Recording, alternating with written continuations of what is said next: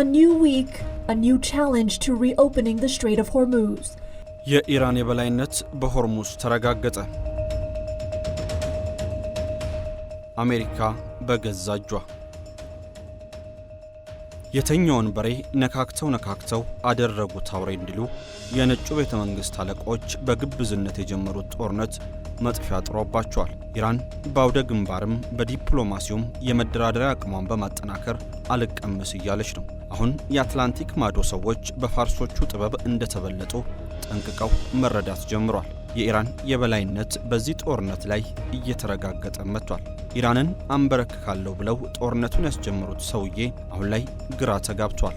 ሆርሙዝን አስከፍታለሁ በማለት ጦራቸውን አሰልፈው ቢሞክሩም ከቶ ሊሳካላቸው አልቻለም። ይልቁንም ነገርየው የተገላቢጦሽ ሆኗል። ቴህራን በሆርሙዝ የበላይነትን መውሰዷ ተሰምቷል። ግራ የተጋቡት ትራምፕም ኢራንን ካሳ መጠየቃቸው ብዙዎችን አስገርሟል። ፕሬዝዳንት ዶናልድ ትራምፕ ሕይወታቸውን ላጡ ሰዎች ከኢራን ካሳ እንደሚፈልጉ አስታውቋል። ቴህራን ዋሽንግተን ለ5 ወራት በዘለቀው ጦርነት ለተፈጠረብኝ ውድመት እንድትክሰኝ እፈልጋለሁ ባለች ማግስት ነው ትራምፕ ይህን ያሉት። ኢራን ካሳም የሆርሙዝ ሰርጥን ለመክፈት እንደ አንድ ቅድመ ሁኔታ ወስደዋለች።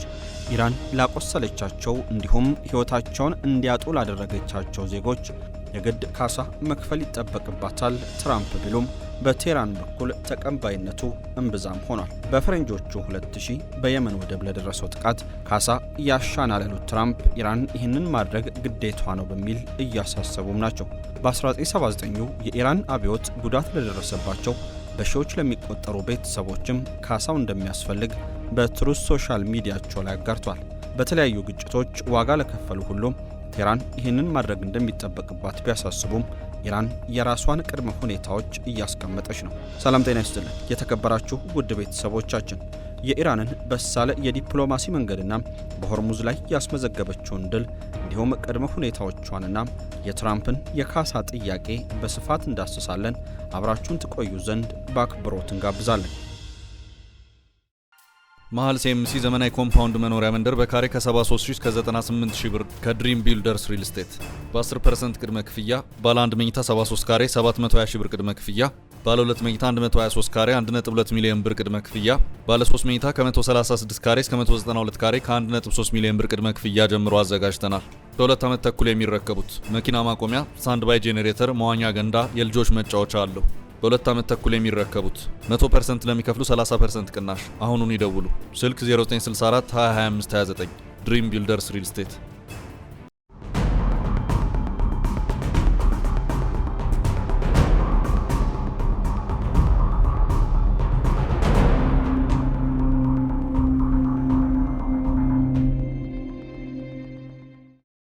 የኢራን የበላይነት በሆርሙዝ መረጋገጥ። Iranian leaders are playing hardball with their conditions for reopening the Strait of Hormuz. Now President Trump is countering their demand for the US to pay war ኢራን ለጠላቶቿ የምትቀመስ እየሆነች አይደለም። ሆርሙዝን ከእጇ ፈልቅቆ የሚያስወጣው ኃይል እስካሁን አልተገኘም። ትራምፕም ተስፋ ቆርጧል። በሆርሙዝ ቀጠና ዝር የሚሉ የጠላት መርከቦችን የአብዮታዊ ዘቡ ጦር ማሳደዱን ቀጥሏል። በሆርሙዝ ሰርጥ ላይ የሚደረገው ትግል የወታደራዊ ኃይል ብቻ ሳይሆን የጊዜ ውድድርም እየሆነ መጥቷል። የአሜሪካው ፕሬዝዳንት ዶናልድ ትራምፕ የኢራን ኢኮኖሚ ማዕቀቦችን፣ የመርከቦችን እገዳና ለወራት የሚቆይ ወታደራዊ ጫናን መቋቋም እንደማይችል እምነት ይዘው እየሰሩ ነው። የኢራን የሂሳብ ስሌት ደግሞ ተቃራኒው ሲሆን ትራምፕ ከፍተኛ የነዳጅ ዋጋን፣ ወታደራዊ ሀብትንና ፖለቲካዊ ጫናን ለረጅም ጊዜ አዝለው መዝለቅ እንደማይችሉ እምነት አላቸው። በግጭቱ ላይ ኢራንና ትራምፕ እይታቸው በዚህ መልኩ እንደሚገለጽ የገለጸ ገልፍ ኒውስ አሁን ላይ ጥያቄው የማን ሰዓት ቀድሞ ይጠናቀቃል የሚለው መሆኑን ጠቅሷል። የፖለቲካ ተንታኞች በዋቢነት የጠቀሰው ዘገባው የኢራን መንግስት አሁን ላይ የዋሽንግተን ባለስልጣናት ከ6 ወሩ ግጭት መውጫ መንገድ እየፈለጉ ነው ብለው መደምደማቸውን አሳውቋል። ይህ ግንዛቤያቸው በሆርሙዝ ሰርጥ ጉዳይ በፍጥነት ስምምነት ላይ የመድረስ ምንም ፍላጎት እንዳይኖራቸው ማስቻሉንም ጠቅሷል። በአንጻሩ የኢራን ፍላጎት መጨመሩንና የሆርሙዝ ሰርጥን ለመክፈት የተጣለባት የመርከቦች እገዳ እንዲነሳም፣ የአሜሪካ ወታደሮች አካባቢውን ለቀው እንዲወጡ፣ ካሳ እንዲከፈላትና ሌሎችንም ጥብቅ ቅድመ ሁኔታዎችን ወደ ማስቀመጥ መሸጋገሯን አስረድቷል። እንደ ዘገባው በዚህ ውስጥ የኢራን ዓላማ ግልጽና ግልጽ ነው። ቅድመ ሁኔታዎቿን ባጠናከረች ቁጥር ድርድሩ የመፍረስ እድሉ ከፍተኛ ይሆናል። ከድርድር ይልቅ ትራምፕ አስቸኳይ ስምምነት ላይ ይደርሳሉ የሚል እምነትም እንዳላት አስረድቷል። ገልፍ ኒውስ ጨምሮም በዚህ ውስጥ 2 ሰዓቶች እየቆጠሩ ነው ብሏል። ሲያስረዳም በትራምፕ ሰዓት ውስጥ የአሜሪካ አጋማሽ ምርጫ መቃረቡን፣ የቤንዚንና የኃይል ዋጋ እየጨመረ መሄዱን፣ በጦርነቱ ሕዝብ ስጋት ውስጥ መውደቁን፣ የፓትሪዮትና ተሃድ ሚሳኤሎች ክምችት ላይ ጫና መፈጠሩንና በዋሽንግተን በኩል ከጦርነቱ የመውጣት ፍላጎት እያደገ መምጣቱን ጠቅሷል። በኢራን ሰዓት ደግሞ የአሜሪካ የመርከቦች እገዳም፣ ማዕቀቦችና ኢኮኖሚያዊ ጫናም፣ ለወራት በዘለቀው ግጭት የሚደርሰው ጉዳት፣ አሜሪካ በድጋሚ ወታደራዊ ጥቃት ልታደርስ የምትችል መሆኑና መደበኛ የንግድ መርከቦች ጉዞ እንዲመለስ የሚደረግበት ጫና መጨመሩ በመቁጠር ላይ እንደሚገኝ ገልጿል። በእነዚህ 2 ሰዓቶች ውስጥ ያለው ስሌት አሜሪካ በኢኮኖሚ ጫናም ኢራን እንድትደራደር እያስገደዳት መሆኑን የጠቆመው ዘገባው ኢራን በበኩሏ በጉልበት ሆርሙዝ ሰርጥን ከመክፈት ይልቅ የትራምፕ ሰዓት እስከሚጠናቀቅ እየተጠባበቀች እንደምትገኝ አስታውቋል። በተጨማሪም ኢራን እስከ 2029 ድረስ ከአሜሪካ ጋር እንደማትደራደር አሳውቃለች። ይህ ማለት የፕሬዝዳንት ትራምፕ ስልጣን አብቅቶ አዲስ ፕሬዝዳንት እስከሚሾምበት እንደ አውሮፓውያን አቆጣጠር ከጃንዋሪ 20 ቀን 2029 ጀምሮ ድርድር እንደማይኖር የሚገልጽ ሐሳብ ነው። የኢራን ፓርላማ አፈ ጉባኤ ገሊባፍ ቃል አቀባይ መጂድ ሻርኪ በማህበራዊ ትስስር ገጻቸው ላይ ትራምፕ ከኛ ጋር ስምምነት ላይ አይደርሱም፣ የስልጣን ዘመናቸው እስከሚያልቅ አብረናቸው እንጓዛለን በማለት ይህንን ሐሳብ አጠናክሯል። ጨምረውም እስከዚያው ድረስ ድልም አይኖርም፣ ስምምነትም እንደዛው ያሉት ቃል አቀባዩ ከአሜሪካ ድርድር መጠበቅ እጅግ ሞኝነት ነው በማለት ጽፈዋል። ሆርሙዝ ላይ ቀጠለው የኢራን ጥቃት። President Trump is not backing down. He has put a new price on the table before it. የኢራን እስላማዊ አብዮታዊ ዘብ በሆርሙዝ ወሽመጥ የሚፈጽማቸው ጥቃቶች መቀጠላቸውን የብሪታንያ የባህር ላይ ንግድ ሥራዎች ድርጅት ይፋ አድርጓል። በሆርሙዝ ወሽመጥ በሚንቀሳቀሱ የንግድ መርከቦች ላይ የሚደረጉ ጥቃቶች በመቀጠላቸው በመካከለኛው ምስራቅ ያለው የስጋት መጠን ከባድ እንደሆነ መቀጠሉን ድርጅቱ አሳውቋል። ድርጅቱ እንደገለጸው ባለፈው ቅዳሜ አንድ የተባበሩት አረብ ኤሚሬቶች የነዳጅ መርከብ በውሃ መተላለፊያው ላይ ኢላማ እየተደረገ ሲሆን በወሽመጡ በኩል የሚደረገው የንግድ እንቅስቃሴ በጥቂት መርከቦች ብቻ ተወስኖ ዝቅተኛ ደረጃ ላይ ይገኛል። ለእይታ የሚረዱ የሬዲዮ ግንኙነቶች ማድረግ፣ ድሮኖችን ማብረርና የንግድ መርከቦችን ኢላማ ያደረገ ክትትልን ጨምሮ የአብዮታዊ ዘቡ ጥቃቶችንና የትንኮሳ እርምጃዎች ቀጥለዋል ሲል ድርጅቱ ባወጣው የቅርብ ጊዜ ወራዊ ሪፖርቱ ላይ ገልጿል። ሪፖርቱ እነዚህ ድርጊቶች ኢራን ቁልፍ በሆኑ የባህር ላይ መጓጓዣ መስመሮች ላይ ያላትን ተጽዕኖ የማጠናከርና በመስመሮቹ ላይ በሚያልፉ መርከቦች ላይ ግፊት የማድረግ ፍላጎት እንዳላት የሚያመላክቱ ሆነው ቀጥለዋል ብለዋል። በመርከቦቹ አቅራቢያ የሚደረጉ የሚሳኤል ጥቃቶችና ፍንዳታዎችን ጨምሮ ቀጥተኛ ወታደራዊ እንቅስቃሴዎችም ወደ ኦማን በሚወስዱት ደቡባዊ መስመሮች መቀጠላቸው ተጠቅሷል። የብሪታንያ የባህር ላይ ንግድ ሥራዎች ድርጅት ያልተመዘገቡና ያልፈነዱ ፈንጂዎች የሚያደርሷቸው አደጋዎችም በሆርሙዝ ወሽመጥ ሊቀጥሉ እንደሚችሉ አስጠንቅቋል። ተንታኞች እንደሚሉት ለኢራን የሆርሙዝ ባህር ሰርጥን መዝጋት እንደ መከላከያ ኃይል በመጠቀም ልክ የኒኩለር ጦር መሳሪያ ከመያዝ ጋር ተመሳሳይ ነው። ዓለም አቀፉ ማህበረሰብ የኢራንን ወታደራዊ የኒኩለር መርሃ ግብር ለረጅም ጊዜ ሲቃወም እንደነበረው ሁሉ ታላላቅ ሀገራት ቴህራን ያላትን ስትራቴጂክ አቀማመጥ ተጠቅማ የዓለምን የኃይል አቅርቦት እንድታንቅ እንደማይፈቅዱ ደጋግመው ሲገልጹም ተሰምቷል። ብዙውን ጊዜ ኢራን የባህር ሰርጡን ለጊዜው ልትዘጋው እንደምትችል ባለሙያዎች ይተነብያሉ። ብዙዎች አሜሪካና አጋሮቿ ወታደራዊ መንገዶችን በመጠቀም የባህር መስመር ፍሰቱን በፍጥነት ወደ ነበረበት ሊመልሱ እንደሚችሉ እርግጠኞች ቢሆኑም እሱ ግን አሁን ላይ የከሸፈ ይመስላል። በአውሮፓውያኑ 2012 የአሜሪካ ኮንግረስ የምርምር አገልግሎት ባደረገው ጥናት መሰረት ኢራን ሰርጡን ለመዝጋት አዝጋሚ አካሄድ ልትከተል ትችላለች። ጥሰት የሚያስከትለውን መዘዝ በግልጽ ሳይገልጽ በሆርሙዝ የባህር ሰርጥ መንቀሳቀስን ማገድ፣ በሰርጡ የሚያቋርጡ መርከቦች ሊፈተሹ ወይም ሊያዙ እንደሚችሉ ማወጅ፣ በመርከቦች ላይ የማስጠንቀቂያ ጥይቶችን መተኮስ፣ የተወሰኑ መርከቦችን በወታደራዊ ኃይል ኢላማ ማድረግ፣ በባህር ሰርጡና በፋርስ ባህረ ሰላጤ ውስጥ የባህር ውስጥ ፈንጂዎችን ማጥመድ፣ የንግድና ወታደራዊ መርከቦችን ኢላማ ለማድረግ ሰርጓጅ መርከቦችንና ሚሳኤሎችን መጠቀም፣ በኢራንና ኢራቅ ጦርነት ወቅት ኢራን የነዳጅ ጫኝ መርከቦች ላይ ሚሳኤሎችን የተጠቀመች ሲሆን በባህረ ሰላጤው ላይ የባህር ውስጥ ፈንጂዎችን አጥምዳለች። የኢራን ፈጣን ጀልባዎች ብዙውን ጊዜ ጸረ መርከብ ሚሳኤሎች የታጠቁ ሲሆኑ ሀገሪቱ ከፊል ሰርጓጅ መርከቦችንና ሰርጓጅ መርከቦችንም ትጠቀማለች። በአሁኑ ጊዜ የሳተላይት ምስሎች የኢራን ወታደራዊ መርከቦች በሀገሪቱ ደቡባዊ የባህር ጠረፍ አካባቢ እንቅስቃሴ እያደረጉ መሆኑን ያሳያሉ።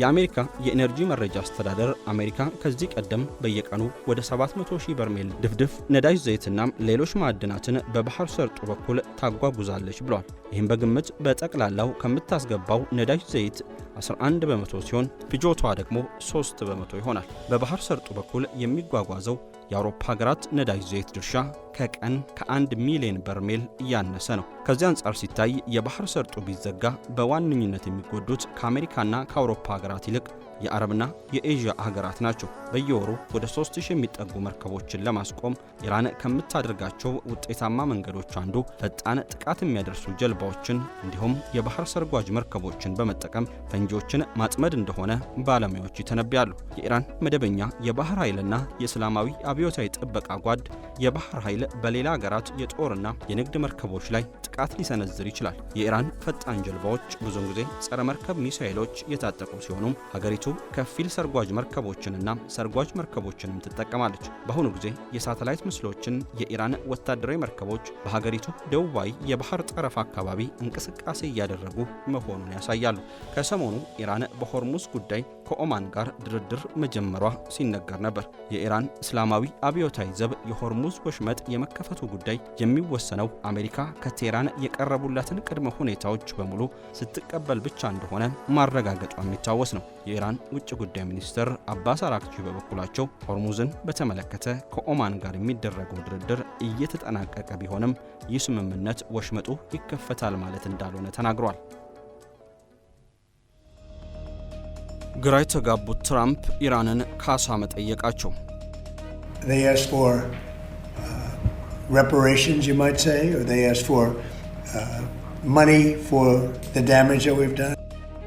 የአሜሪካው ፕሬዝዳንት ዶናልድ ትራምፕ ኢራን ለገደለቻቸውና ክፉኛ ላቆሰለቻቸው ሰዎች በሙሉ ካሳ መክፈል አለባት ሲሉ ቴህራን ላቀረበችው የጦርነት ጉዳት ማካካሻ ጥያቄ ምላሽን ሰጥቷል። ሊባኖስና ጋዛን ጨምሮ በሌሎች ሀገራት ህዝቦች ላይ ለደረሱ ጉዳቶችና ሞቶች ኢራን ተጠያቂ መሆን እንዳለባትም ተናግሯል። ትራምፕ በትሩዝ ሶሻል ማህበራዊ ሚዲያ ገጻቸው ይህንን ያሉት ቴህራን ለአሜሪካ ያቀረበቻቸው ቅድመ ሁኔታዎች ምላሽ እስካላገኙ ድረስ ወሳኙ የባህር መተላለፊያ ሆርሙዝ እንደማይከፈት ባለፈው ሳምንት መጨረሻ ላይ ከገለጸች በኋላ ነው። አሜሪካና እስራኤል በከፈቱት ጥቃት ለደረሰው ጉዳት ካሳ እንዲከፈል እንዲሁም ማዕቀቦችና ወታደራዊ ዛቻዎች እንዲያበቁ የሚሉት ከቴህራን ጥያቄዎች መካከል ናቸው። ለዚህ ምላሽ የሰጡት የአሜሪካው ፕሬዝዳንት በምላሹ የራሳቸውን ቅድመ ሁኔታ አቅርበዋል። በመንገድ ዳር ቦምቦችና በበርካታ ግጭቶች ለገደሏቸው እንዲሁም ክፉኛ ላቆሰሏቸው ለነዚያ ሁሉ ሰዎች ከኢራን ካሳ ጠይቃለሁ ብሏል።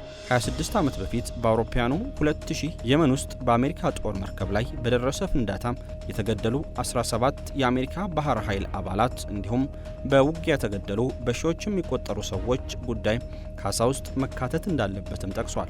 የቀድሞ የኢራን ጠቅላይ ብሔራዊ ደህንነት ምክር ቤት ጸሐፊና የአሁኑ ጠቅላይ አማካሪ መሐመድ ባጋር ዞልጋዲር ኢርቢ በተሰኘው ብሔራዊ መገናኛ ብዙሃን ላይ ባወጣው መግለጫ አሜሪካ ባህሪዋን ማረምና ቅድመ ሁኔታዎችን ማሟላት እንዳለባት አስጠንቅቋል።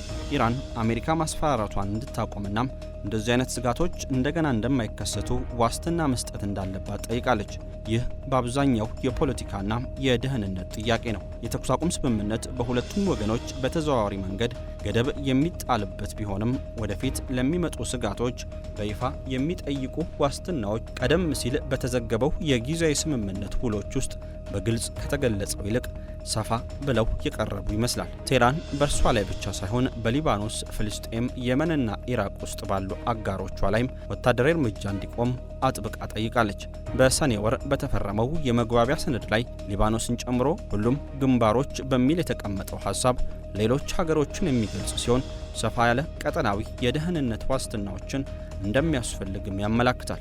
ይህ የሚያመላክተው እንደ አውሮፓውያን አቆጣጠር በ2025 የተካሄደው የ12 ቀናት ጦርነት እንዲሁም በየካቲት ወር ቴህራን ላይ የተከፈተውን ዘመቻ ነው። የካሳ ጉዳዮችን በሚመለከት ከሰኔው የመግባቢያ ስምምነት በኋላም በሚኖር ንግግር የሚታይ እንደሚሆን ይጠበቅ ነበር። ሆኖም ግን አሁን ቴህራን ካሳውን በቀጥታ ከሆርሙዝ የባህር ወሽመጥ ዳግም መከፈት ጋር በይፋ እያገናኘችው ነው። እንደ አለት የጸኑት የኢራን ቅድመ ሁኔታዎች። Now to the latest on the war in Iran. Iranian officials say this weekend the Strait of Hormuz will remain closed unless the U.S. complies with a long list of demands. አሜሪካ የባህር ላይ መተላለፊያ ያለምንም ቅድመ ሁኔታ እንዲከፈት ብትፈልግም ኢራን ግን ከዛ በፊት መሟላት ያለባቸው 6 ጉዳዮችን አቅርባለች።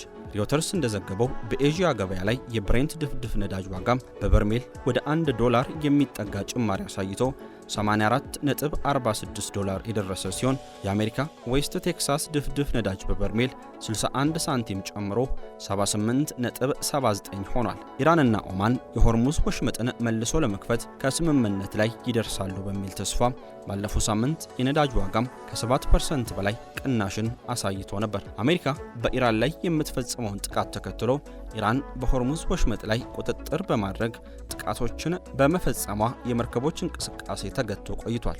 በዚህም የነዳጅ ዋጋ ላይ ተጽዕኖ ተፈጥሮ እንደቆየ ይታወሳል። ማዕቀብ እፎይታ የጊዜ ሰሌዳ ወደፊት በሚኖር ድርድር ውስጥ እንደሚካተት ይጠበቃል።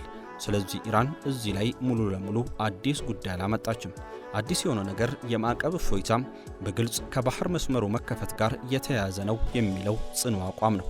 ኢራን ካስቀመጠቻቸው ቅድመ ሁኔታዎች መካከል እንዳይንቀሳቀሱ የተደረጉትና የተዘረፉትን የኢራን ሕዝብ ንብረቶች ያለምንም ቅድመ ሁኔታ መለቀቅ የሚል አንዱ ሲሆን ይህ ፍላጎትም አዲስ አይደለም። የታገዱ ወይም እንዳይንቀሳቀሱ የተደረጉ በውጭ የሚገኙ የኢራን ሀብቶች መለቀቅ ቀደም ሲል ውይይት ተደርጎበታል። 6ቱ ቅድመ ሁኔታዎች ኢራን የባህር ወሽመጥ ዳግም መከፈቱ በፊት መሟላት እንዳለባቸው ጠቅሳለች። ይህ የኢራንን አቋም ማጠናከሩን የሚያሳይ ነው ይላሉ ተንታኞች። እነዚህ የመግባቢያ ስምምነቱ ማዕቀፍ አካል የነበሩ ሁኔታዎች ናቸው። ነገር ግን የጊዜ ሰሌዳውና አፈጻጸሙ በጣም የተለያዩ ይመስላሉ። የሆርሙዝ ወሽመጥ አሁንም እንደተዘጋ በመሆኑም ቴህራን ጠንካራ አቅም እንዳላት ሊሰማት ይችላል ተብሏል። በይፋ የቀረበው ነገር በድርድር ጠረጴዛ ላይ ከሚንጸባረቀው ጋር ተመሳሳይ ላይሆን ይችላል በማለት ሐሳቡን ያጠናክራሉ። ፕሬዝዳንት ትራምፕ በተመሳሳይ ከባድ ምርጫዎች ፊታቸው ተደቅኗል። ያላቸው አማራጭ ጦርነቱን ማስፋፋት፣ ወታደራዊና ኢኮኖሚያዊ ጫናዎችን ማስቀጠል ወይም ኢራን ጥብቅ ቁጥጥር የሚደረግበት የተገደበ የሲቪል ኒውክሌር ፕሮግራም እንዲኖራት የሚፈቅድን ስምምነት መቀበል ነው። ከነዚህ አማራጮች ውስጥ የትኛውንም በግልጽ ለድል አድራጊነት የሚያበቃ አይደለም። ጥቃቶች እየደረሱ የማሸማገል ጥረቶች እየተደረጉና ጊዜያዊ ተኩስ አቁሞች እየተደረሱ የግጭት ለወራት ሊቀጥል ይችላል። ወሳኙ ጥያቄ የኢራን መሪዎች ሙሉ ጦርነትን ሳይቀሰቅሱ አዲስ ህዝባዊ አመጽ ሳይነሳባቸው ወይም የሆርሙዝ ወሽመጥን ወሳኝነት የሚቀንሱ ሌሎች አማራጭ ሳያገኙ ለምን ያክል ጊዜ አሁን ያለውን ሁኔታ ማስቀጠል ይችላሉ የሚለው ነው።